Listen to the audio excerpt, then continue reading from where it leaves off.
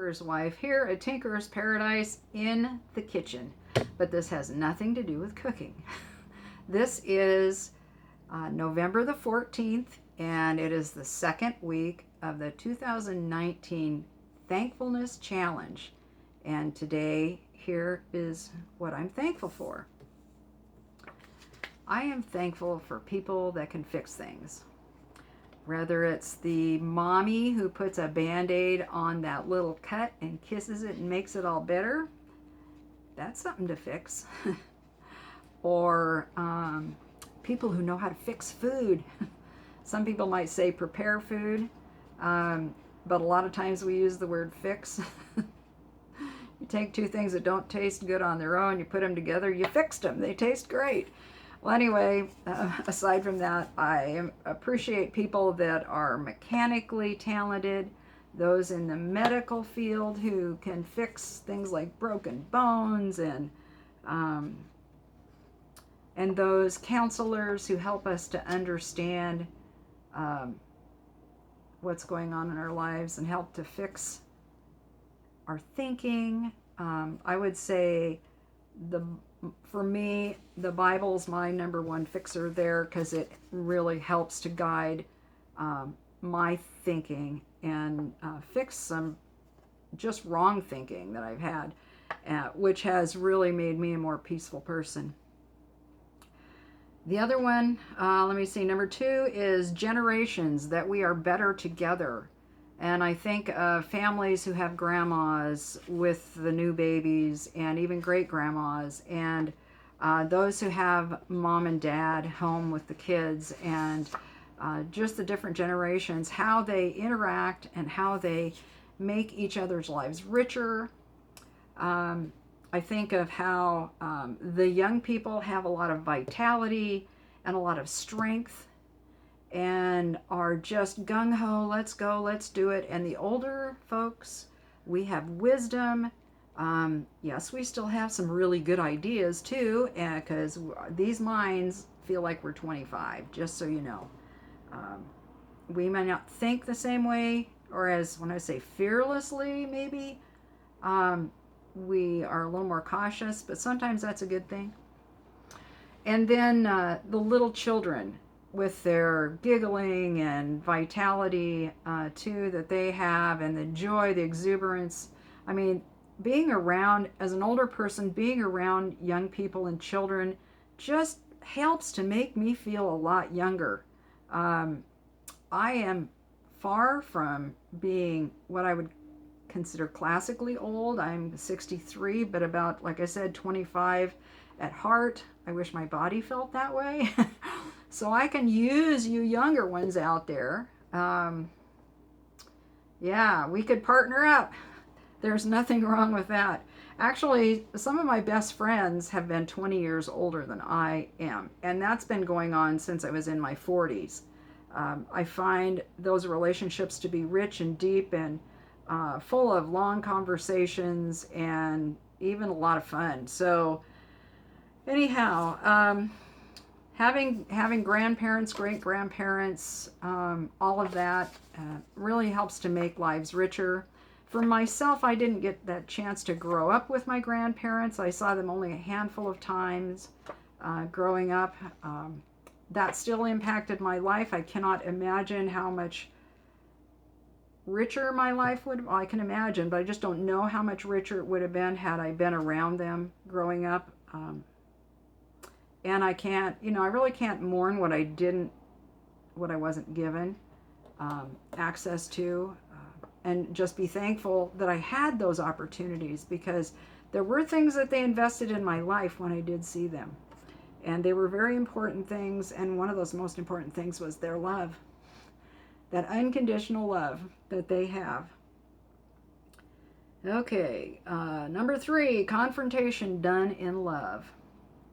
I remember the first time this occurred in my life in a strong way. I mean, it's done when you're growing up by your parents, with things,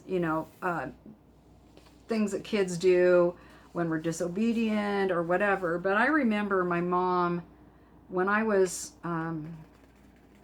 engaged to my first husband, how she met me in the hallway just outside my bedroom door, and she looked at me and she says, I don't think you should be doing this. I don't think this is a good idea for you to marry him. And I still remember that. And I even wrote, I was still in high school, and I even wrote a page.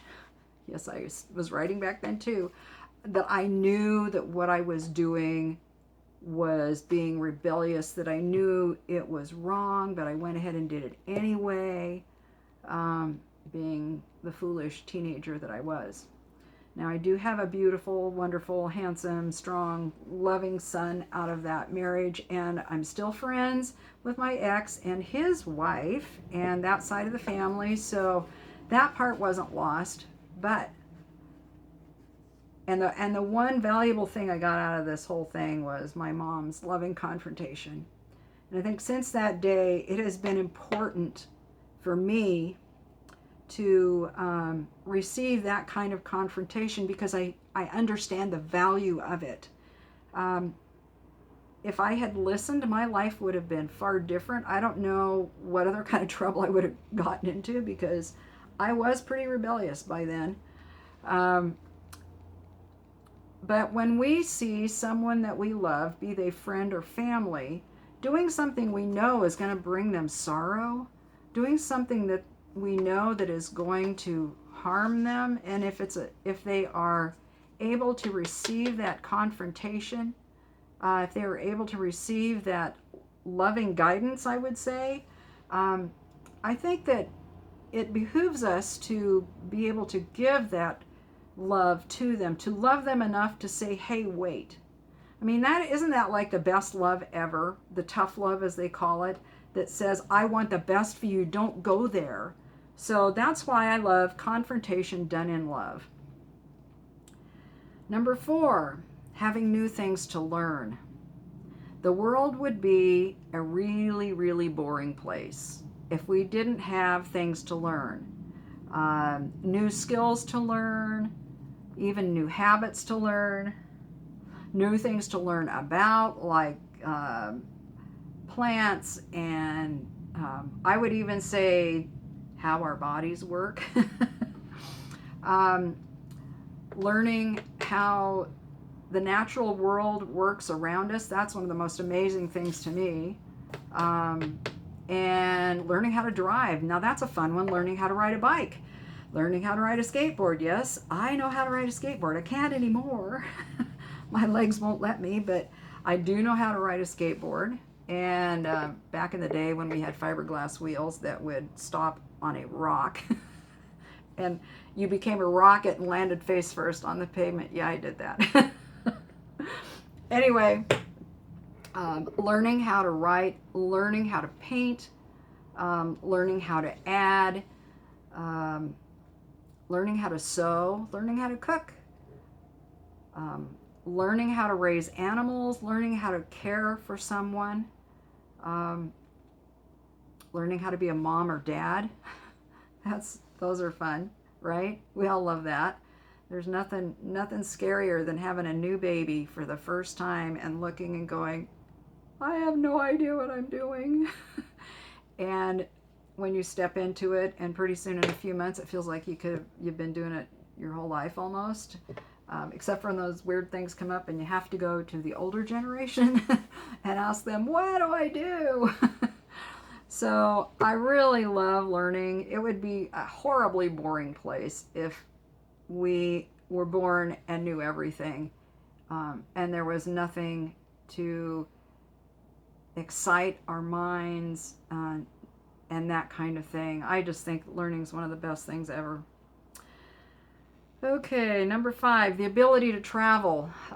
We take it for granted in this country for the most part. Most of us can drive. Some of us have the funds that we can just fly here and there. I mean, that's pretty amazing. I remember when I was a kid and people didn't fly all that much. And now there's thousands of planes in the sky. I live like 10 minutes or 15 minutes from Portland International Airport. And I can tell you, there's a lot of people flying. That place gets crazy sometimes, but yeah, flying. We also have buses and trains. We have, for those who are disabled, we have motorized vehicles, those chairs, those motorized chairs. We've got wheelchairs. There's even prosthetics that enable people to travel. And I always classify walking as travel or running as travel. There's a lot of ways that we travel. And I am so grateful that for travel, for the ability to be able to move from one place to another. And there's been days for me that it's been nice to be able to travel out to my backyard or out to the mailbox. When you become hampered by physical disability or an injury or something, like this summer, I was off my feet pretty much, well, a lot for 8 weeks, and that was right during the spring gardening season. And so being able to travel out to the garden and back in, that was kind of a big deal, because navigating the stairs with a sprained ankle wasn't easy. And so I didn't always get to make it back there. But so I'm sure there's probably something I'm missing on the travel aspect of this, but I am just thankful for travel, to be able to travel. Number 6, things that make me face my fears. I'm finding myself coming up against a lot of those. I am not really great with all the technical terminology when it comes to what a phone or a computer has or doesn't have power-wise, blah, blah, blah. That makes my eyes glaze over. My brain just wants to go hide somewhere. As smart as I am, that's not the kind of smart I am. And I have to rely on others, but I am challenging myself to learn and to kind of get down what things mean so that I can understand them better and make some decisions about my internet, my type of laptop I have, and other digital devices, because being on YouTube, it's necessary to know more about these things so you can do a better job, and that's what I want to do. It's also good to learn, keeps your mind busy, going, and all that stuff. Facing fears can bind you, keep you in a place that's not healthy, and fear in itself, fear in itself can make you sick. So I am right now facing my fears. So if you want to pray for me, any of you out there who pray, you can pray about that. I have the benefit of knowing that God holds my hand and that kind of thing. And, there's a future for me and a hope. And however, it's still easy to be concerned. I just don't want to be bound by the fears and have them keep me from doing everything that would bring me joy or happiness or fulfillment or whatever. Because I want to invest in other people's lives, and that fear can cause me to not be able to do that. Could be fear of illness that can bind you up. Let me see. There's irrational fears. Those are the worst. And I know that some of my fears are rather irrational. I have to say, you don't know what you can do until you try. And you got to start somewhere. So that's what I'm doing right here, starting somewhere. Anyway, so for the last one here, it's that it's okay to change my mind. Yeah. We sometimes feel guilty about changing our mind when we've set a date for a lunch meeting or to help a friend, and it's just not going to work out. But because we told them we would, we feel guilty if we have to tell them no, when actually it's probably a healthier thing for us to tell them no and to be honest about what we can and can't do. I know people that help people all the time, and they have a really hard time saying no. And even though they know that they shouldn't be, they have a harder time telling people, I'm sorry, I can't. Um, so there's one aspect of it. The other one is there's simple things like, what do I cook for dinner? I'm really glad it's okay that I changed my mind about those things. Even when Ben was alive, it was okay. There's always something else that we can do. Maybe it's going from point A to point B, and we were going to go one way and we go another way, and we find that there's something cool that we would have missed if we hadn't gone the other way or done it another way. So it is okay to change your mind. It's okay for me to change my mind. And I would say if you have someone in your life that you know needs to change their mind, I would encourage you to tell them it's really okay to change their mind if they need to. I want to leave you with that today. We need to have grace for one another. So anyhow, I just want to leave that with you today. I hope you enjoyed my list of things to be thankful for. I tried to think outside of the box a little bit. I'm going to continue to try to do that. I mean, there's a lot of things, a lot of little things I could be thankful for. Maybe I'll do a video on that and try to make it interesting. But for now, this is what I'm thankful for. So thank you so much for spending time with me today. Thank you, those of you who are new, for checking out the channel. For my new subscribers, thank you for subscribing. For you that are first-timers here, please consider subscribing. I really appreciate everyone who comes and subscribes, and it means a lot to me. I'm building a community here. I find the longer I am relating to people on YouTube, getting involved with their live feeds, which I'm not doing yet because my laptop's an old boat anchor and it won't let me. Anyway, that we're real people and we're touching real people, and we are better together. We all have something to learn from one another. So I just want to thank you all for being a part of that community for me, for all the support that you give me. And in supporting me, you can do something really easy to support me by clicking the like button as you leave here if you haven't already. And if you feel so, subscribe. That's really cool. If you decide not to, hey, that's your decision. But